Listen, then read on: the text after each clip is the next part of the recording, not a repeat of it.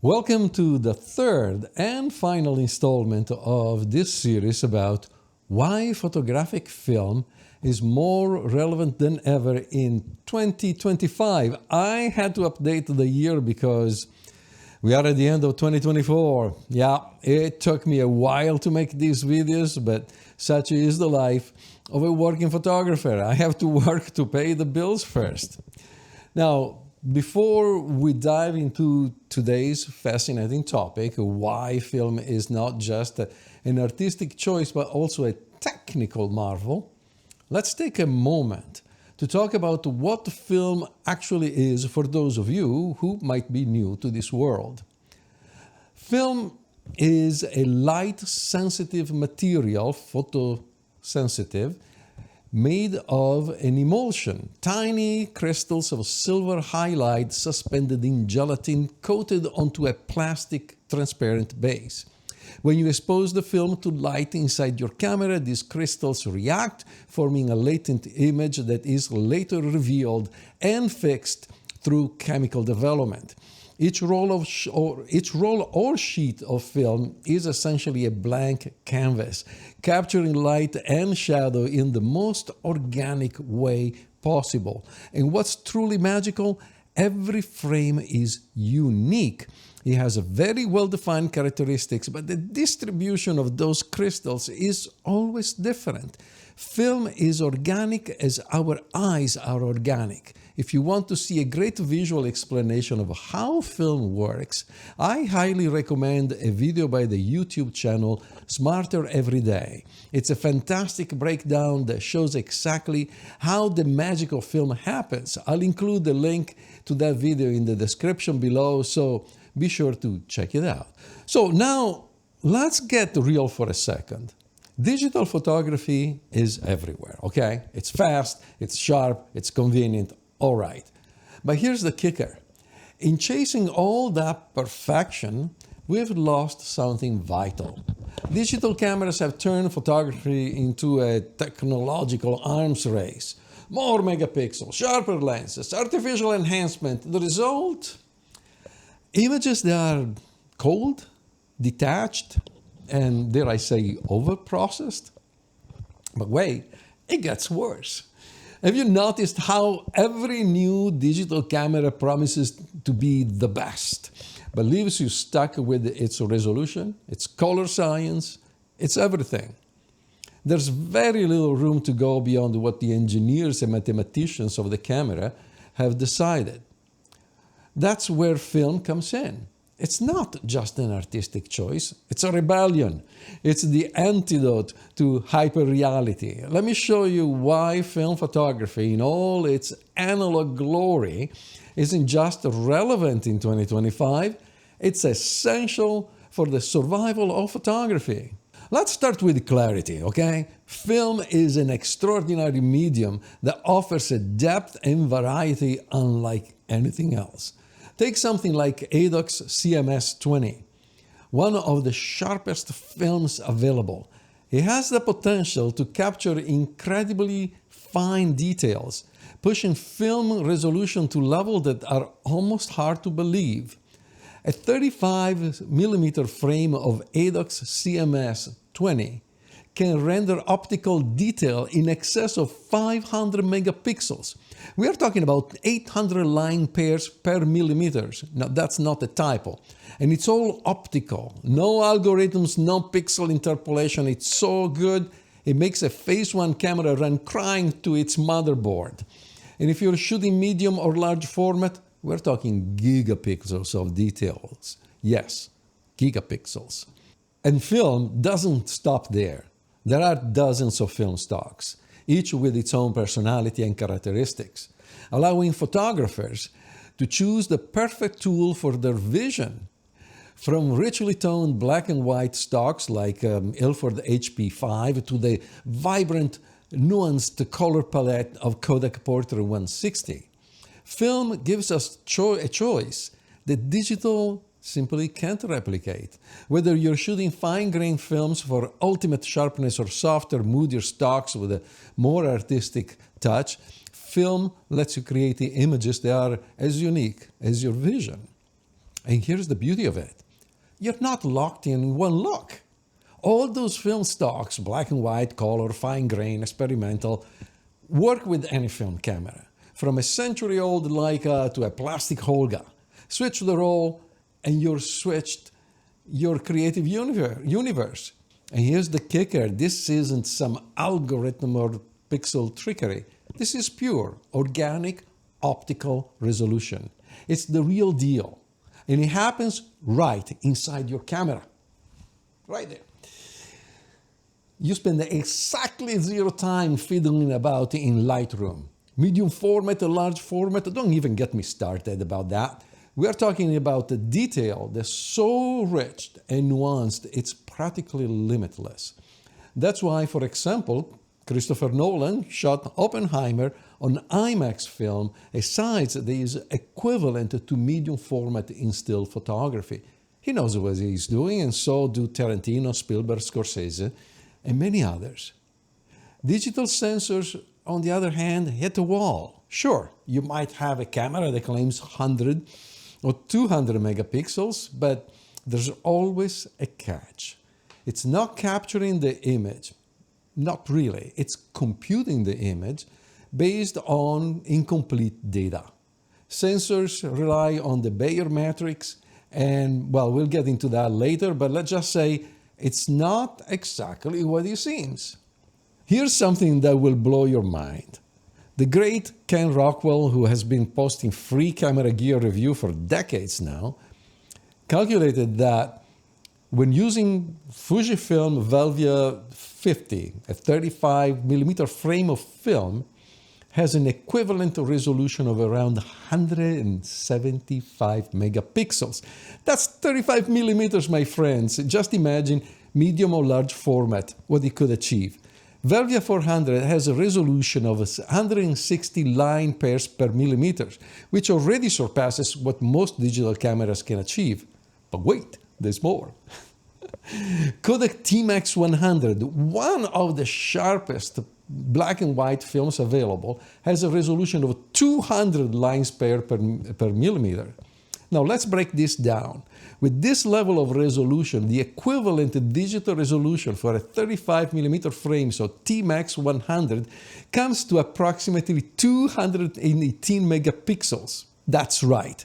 A digital camera would need a sensor capable of 218 megapixels to match the detail of T-Max 100, a film that you can buy for less than $9 per roll and put in any film camera, no matter how cheap it is, and achieve that level of detail instantaneously, of course, with the right lens. This is why film is such a powerhouse. It captures real, unfiltered detail in a way that digital sensors struggle to match, even with their staggering megapixel claims.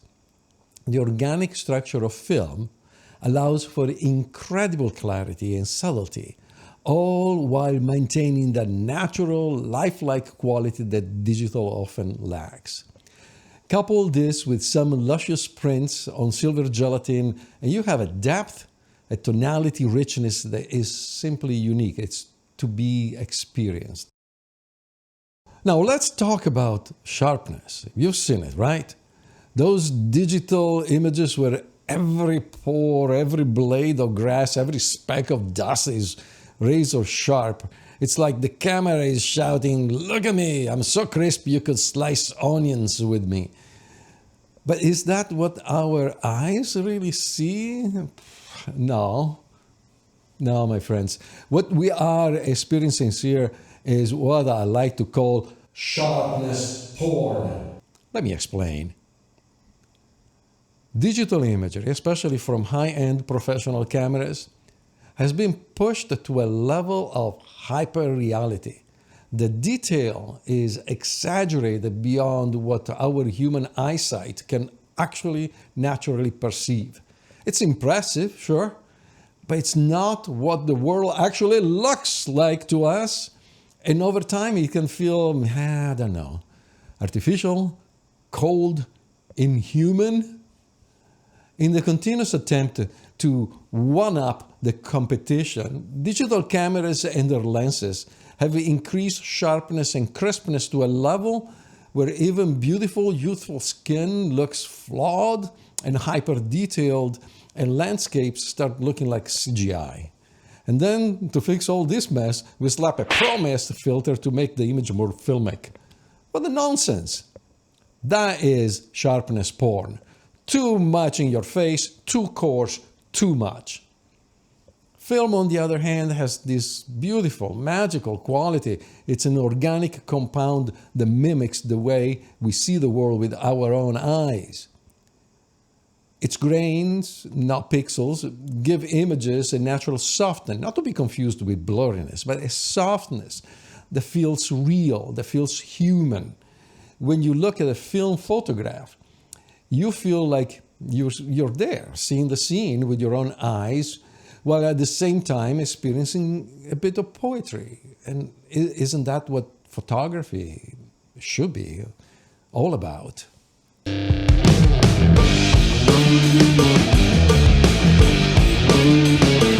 Speaking of poetic, let's talk about black and white photography.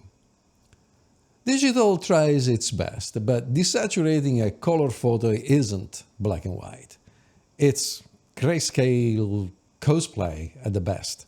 It's pretend black and white. It's quasi black and white. Real black and white film is built from the ground up to create an endless array of smooth tones, rich blacks, glowing whites, and every shade of gray in between. So film gives you true black and white.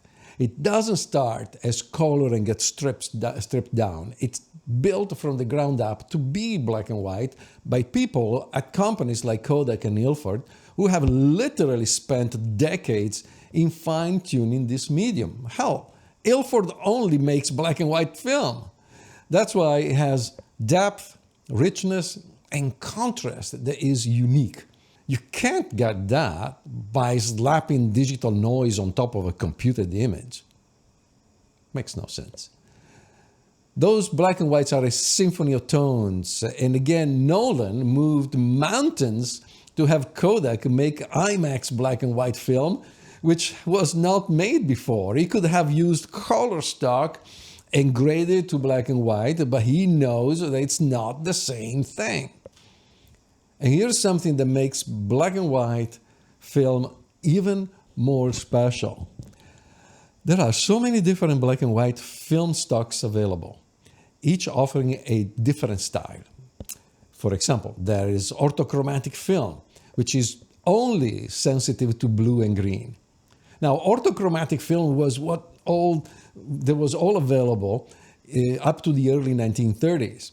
And that's why the movie stars of the time often appeared, female movie stars with black lips. The red lipstick would not be seen by the film of the time. It didn't register red, and so orthofilm has its own distinctive feel, which I love. And it can be used today without having to stay glued to a computer tweaking and simulation that never persuades anyway. But it doesn't stop there. Black and white film stocks are only the beginning. Any black and white film can be developed in a multitude of ways, giving photographers an almost infinite number of possibilities to achieve a unique style. You can adjust development time, temperatures, or even use special chemicals to tweak contrast to grain and tonality to perfection, to exactly what you want. The process becomes a deeply personal artistic choice, one that you can repeat again and again, refining it with every role until it is uniquely you. That is what photographers like George Horrell and Edward Steichen did. Oh, you were expecting me to mention Ansel Adams and Edward Weston, of course. But the point is that all the greats of black and white photography used to develop their own film, because there is so much that happens in the darkroom that both the shooting and the development are crucial parts of creating your final artistic expression. Now, let's switch to color. Digital cameras rely on the Bayer matrix, which means only one color is captured per photosite. It's either red, green, or blue, and the matrix alternates between these colors. This is because digital sensors really only register the intensity of light at any given point. The matrix is superimposed to filter one single color per pixel or photo site. Don't take my word for it. Look it up on Wikipedia or on Ken Rockwell's site. The result? Incomplete data per each pixel and the need to calculate what's missing. The calculations created by mathematicians who are not necessarily photographers. Because of this, the actual precision of a digital camera is roughly half the stated number of megapixels. For example, a 24 megapixel camera is really giving you the image precision of about 12 megapixels. A 50 megapixel camera is really resulting in 25 megapixel resolution. What you're seeing is not the full picture, no matter how many megapixels your camera claims. With film, you get the full, unfiltered beauty of light and color captured, not processed, every single time. Call me crazy, but for me that is important. All right, that was enough talk. Digital photography is fine. It's convenient, it's fast. Hey, I use it too, don't get me wrong. But it's not the be-all and end-all of photography. Far from it. Film isn't just clinging to relevance in 2025. It's standing tall, unbothered by the digital hysteria around megapixels and algorithms.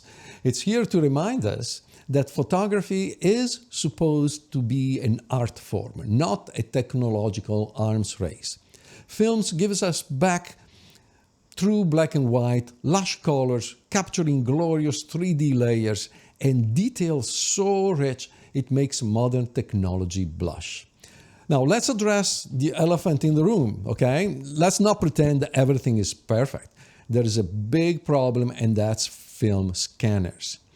These ancient contraptions we are stuck with can't quite handle the masterpieces that film delivers. It's like trying to appreciate a Michelangelo painting through binoculars. Sure, the results are good, but they are nowhere near what film is capable of. And the worst part, we know that technology exists to fix this. Somewhere out there, some brilliant engineer is sipping their morning coffee oblivious to the fact that they could be the hero who finally builds a proper scanner for under $1,000. Come on, folks, make it happen. Laser scanning, parallel beam scanner, cross beam scanning. We can do that. With today's processors, we can create amazing technology that will finally bring the glory of film on the screen. And before someone chimes in with the magic words, camera scanning, let's pump the brakes right there. You see, the idea of using a 24 or 30 megapixel camera, which, if we are being honest, is really a 12 or 15 megapixel camera, as a solution to digitizing film, medium format or large format, is a bit like trying to eat soup with a fork. It just doesn't make much sense. A decent scanner digitizing at 2400 or 3200 dpi is already working in a realm of detail that most cameras simply can't reach. When used properly, scanning, we will talk more about this in a future episode. Scanning is an art on its own. And while we're at it, can we please stop calling it camera scanning? It's not scanning, it's digitizing. Cameras and scanners operate using entirely different technologies. Let's not confuse the field more than it already is, okay? Cameras digitize, so we can call the technique film digitizing. What say you? Let me know in the comments. So, what's the takeaway here? Film isn't just a medium, it's an experience. It's tactile, soulful, and honest. It's not trying to dazzle you with artificial sharpness or fake megapixel counts. It's raw, it's real, and it's waiting for you to pick up a roll and create something that matters. Now, if this video sparked even a shred of curiosity, could you do me a big favor? Like the video, subscribe to the channel, and join this amazing community of film enthusiasts. Leave a comment and tell me what you love about film photography. And as always, grazie mille for watching, my friends. Until next time, ciao.